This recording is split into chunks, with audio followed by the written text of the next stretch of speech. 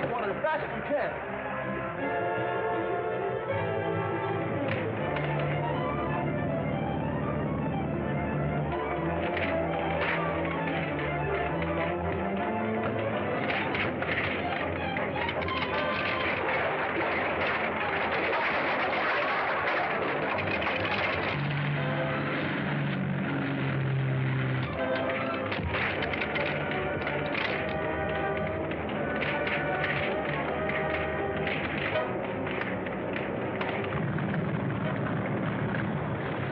I can't get very close to that fire. You've got to. Dick Tracy's aboard that ship.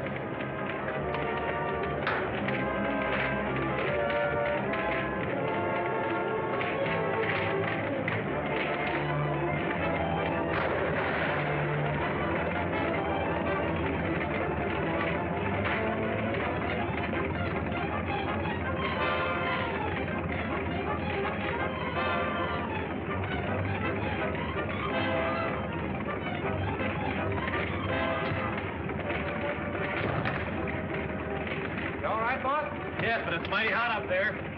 Head for the big pier. That's the nearest way home.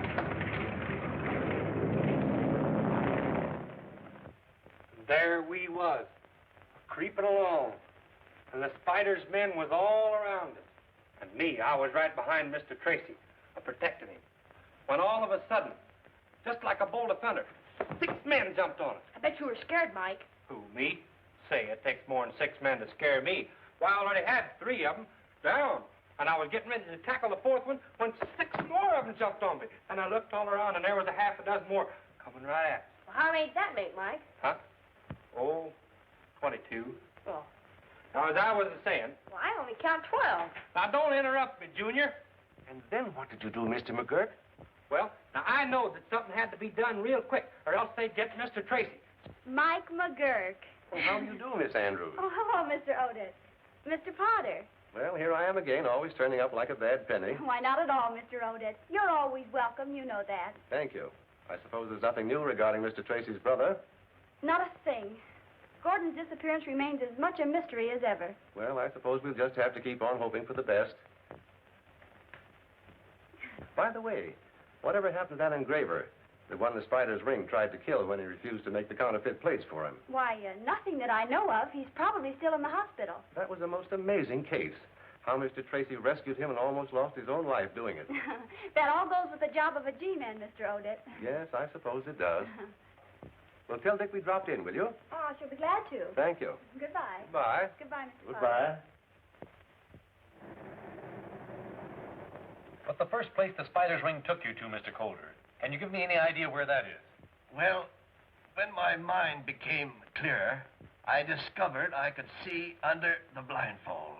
The walls were paneled to the floor. Must have been a rather large house to have paneled walls. Did you see anything else? Any of the people?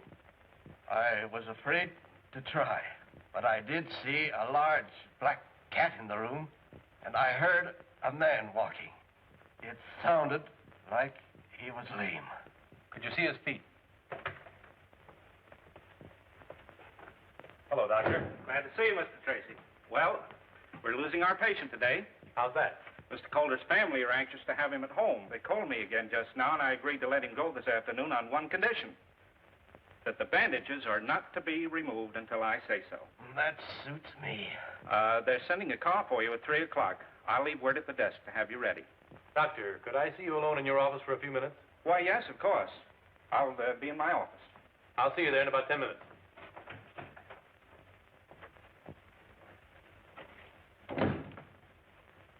Miss Jennings, there will be a car here for Mr. Calder at 3 o'clock. Please see that he's ready. Yes, Doctor. That's the patient in 404? Right.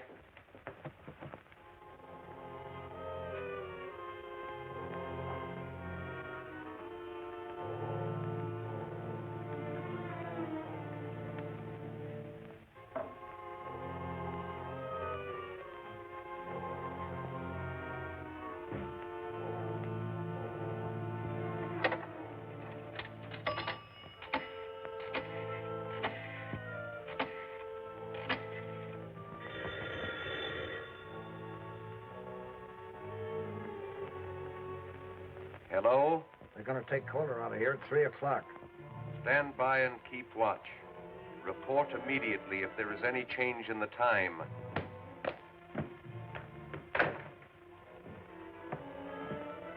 So they're taking Coulter home at 3 o'clock. They're calling for him at 3 o'clock, but they'll never take him home. Coulter carries the mark of the spider, and no man has ever borne that mark and lived. Well, that is very true, but... There must be no exception. Gordon is right, Moloch. It will serve as a warning to Dick Tracy that the spider never sleeps. Very true, only it is too bad that we must abandon our plan to have him make the counterfeit plates. Coulter is such an expert engraver. But he has already refused. And it is also very true, my dear Gordon. But I recall a surgical case wherein a man's nature and his mind were completely changed by a simple little operation. I seem to have a vague recollection of hearing or reading such a case.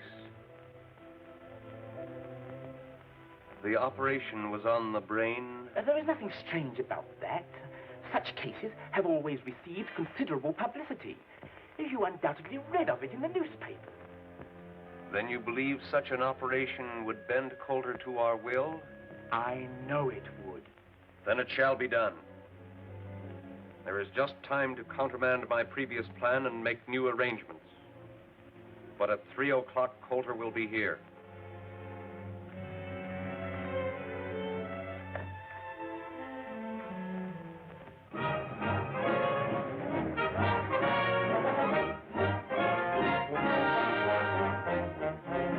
Preposterous.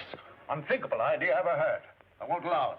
As a matter of fact, I positively forbid it. But you can't forbid it, Clive. It's our one sure chance to trap the spider. Good Lord, Dick, if anything should happen. Nothing can happen. I'll prove it to you. Mike, get that road map off the wall.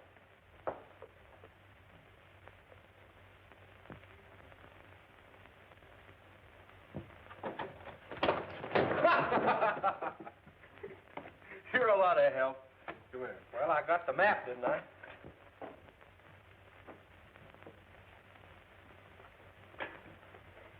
Now, let's see. Here's the hospital. We throw a ring of our department cars with their two-way radio, completely encircling the hospital. If the spider ring shows up to get Coulter, as I expect, their car will be spotted by one of our guards and its description immediately broadcast to all the other cars. What, with so many cars following Dick, Only one of our cars will be following the spiders at a time. The others will be on roads paralleling the route. Oh, I get the idea. Then there'll be a net around the spider car all the time.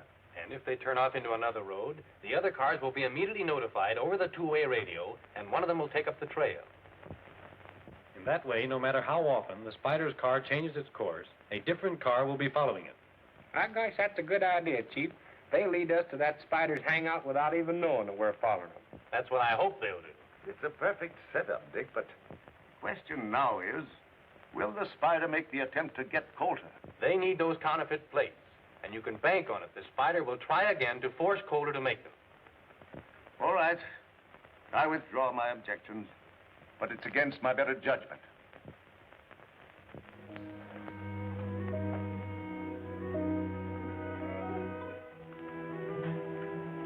This is that third-degree burn case, Miss Jennings. Yes, Doctor. 402 is all prepared.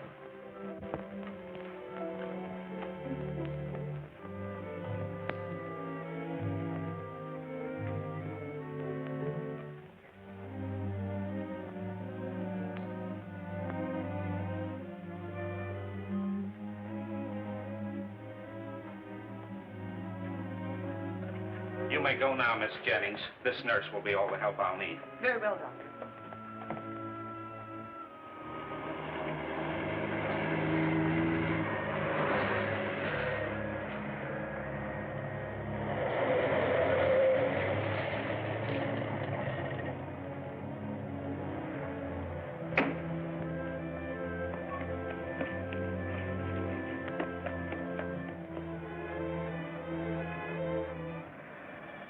You're not by any chance worrying about me, are you?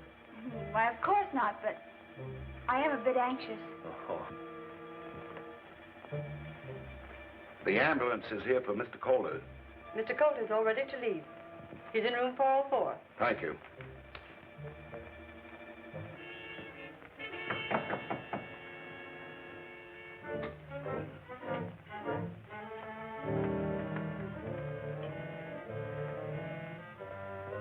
All right, Mr. Calder, the ambulance is here.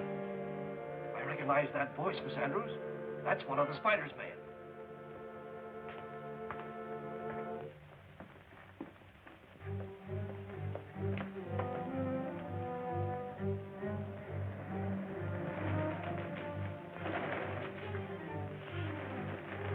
There's the signal.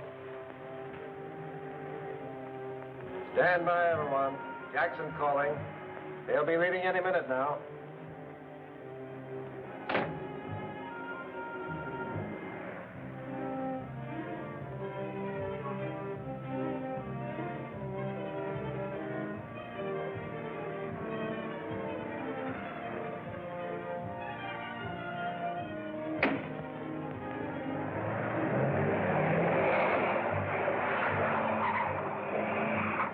Jackson reporting. Car heading south. Not rolling.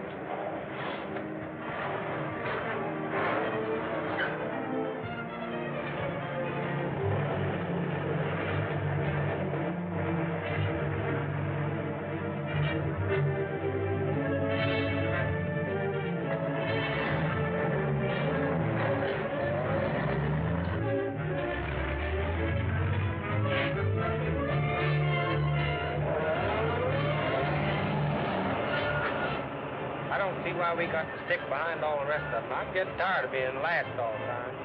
Well, no use taking any chances on the spider's men recognizing us, Mike. Then they'd know something was up.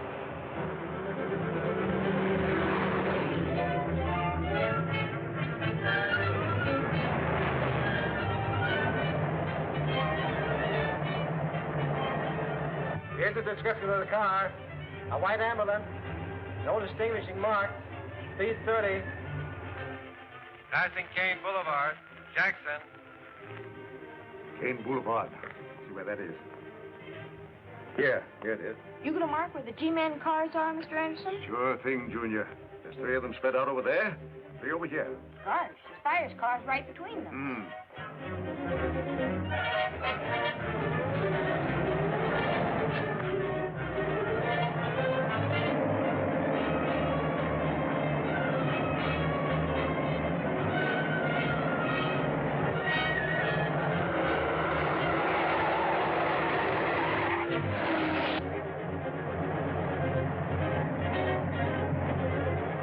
That car in back of us seems to be sticking on our tail.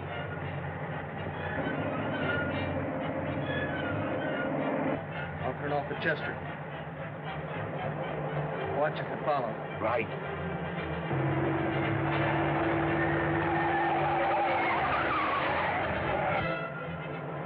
False alarm. He went right by. Car just turned into Chester Boulevard. Going east. That is all. Take over. Jackson. All right, Jackson. Anderson calling Fox.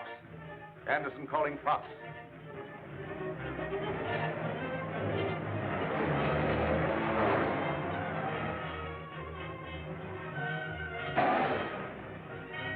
Come on, Coulter. You're getting out here. Yes, it's not wise to keep the spider waiting.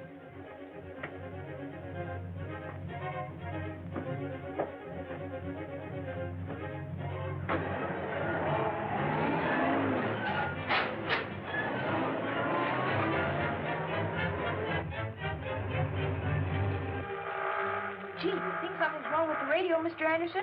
We should have heard from Mr. Morris before 6. Morris reporting. No sign of car. Going through Casper to investigate. All right, Morris. Other cars stand by for Morris report. Something's up, and I'm going to find out what it is.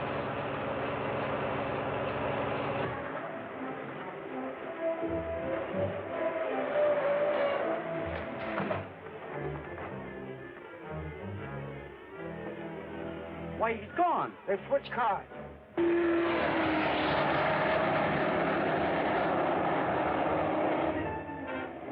It's Steve Lockwood.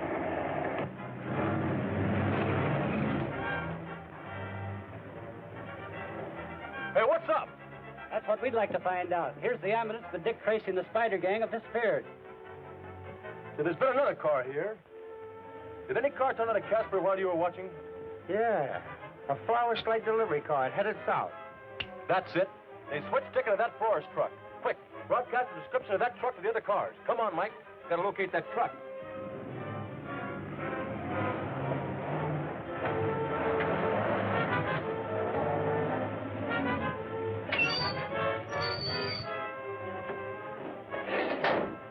I'll be back soon as I ditch the truck. Step on it. Come on, Calder. Come on, no funny work here.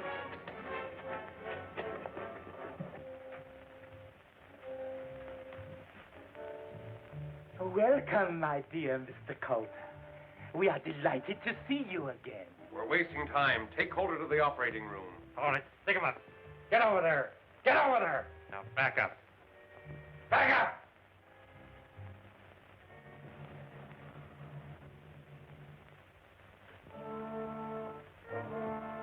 I wouldn't use that telephone. Drop that gun.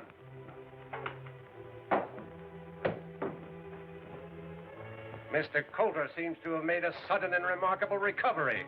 My dear Moloch, you had better examine Mr. Coulter's head.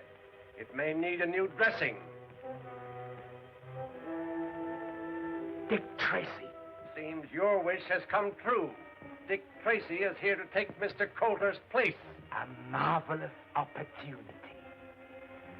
Take the great Dick Tracy to the operating room.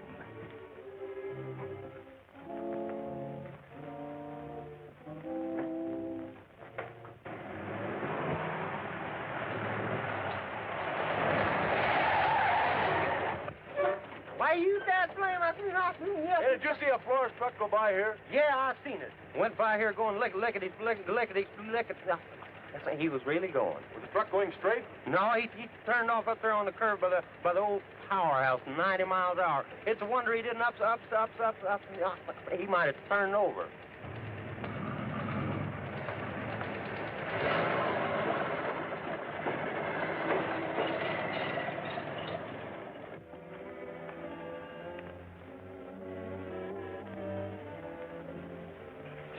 Get the ether ready and the cone.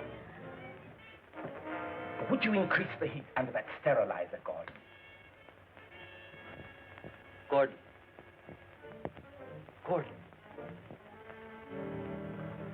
Is that my brother, Gordon Tracy?